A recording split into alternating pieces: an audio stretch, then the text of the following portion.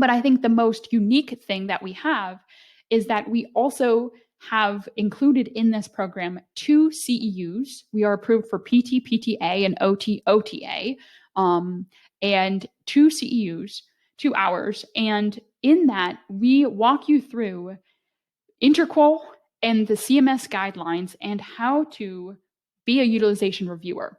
Not how to become one, but the actual review process and the actual process that you'll be doing once you start your job as a utilization reviewer. We hope that by combining this into this program that you can outshine everyone in the interview, because you will have this knowledge and you can go in the interview and be like, yes, I know Interqual guidelines. I know the CMS guidelines. I know exactly what to do and can rock it day one.